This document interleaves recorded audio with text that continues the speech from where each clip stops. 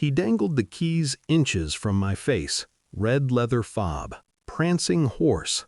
The clink was deliberate. Ferrari keys don't jingle by accident. He was smiling the way men do when they think humiliation is a language everyone understands. "She's generous," he said, glancing past me toward the window where my wife sat at the table inside the restaurant, candlelight on her cheek, her hand resting on a glass she wasn't drinking from. "Some women like to spoil talent." I watched the keys swing, back and forth, back and forth. My first instinct wasn't anger. It was inventory. What he knew, what he thought he knew, what I still controlled. I smiled, not wide, just enough, pulled out my phone, sent one text, no words, just a name and a green light. He laughed, mistaking calm for defeat. Inside, the waiter poured wine. Expensive, pointless. The bill hadn't come yet. That mattered. I'd bought the car 6 weeks earlier. Custom order, matte finish, interior stitched to her specifications. It was meant to sit in the garage under a silk cover until her birthday, a surprise wrapped in patience. She'd said she was working late more often around then. I didn't argue. I don't argue when patterns present themselves. I let them finish talking. The first lie was small, a rescheduled dinner. The second wore perfume that wasn't hers. The third stopped pretending.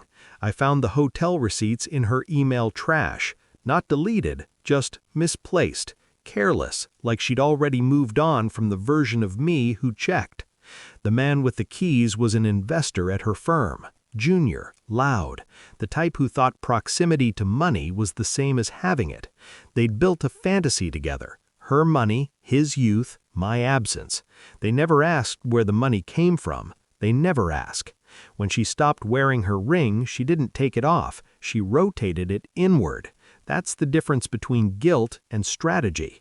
I slept fine, ate normally, kissed her goodbye each morning.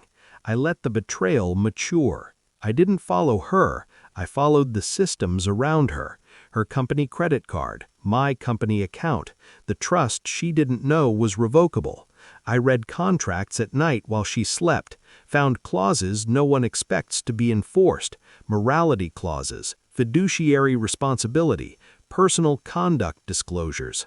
I watched her lover posture at industry events, watched him repeat my jokes with worse timing. I pulled call logs. Timestamps told better stories than voices ever could. I called my attorney and asked questions without context, hypotheticals, clean, surgical. "Can you freeze an account mid-dinner?" I asked. He paused. "Yes," he said, "if the trigger is already loaded." It was.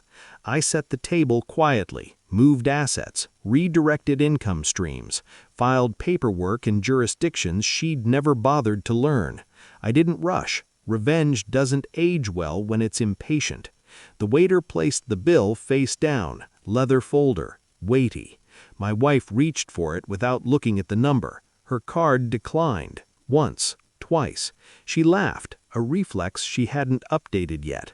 "Try again," she said. The waiter's smile stiffened. Her phone buzzed, then buzzed again. Her employer, HR, legal, finance. She read the first message, then the second. Her face emptied, not collapsed, emptied. I stood, placed the Ferrari keys on the table between her and the man who'd waved them earlier. "They're registered to me," I said softly. "Always were."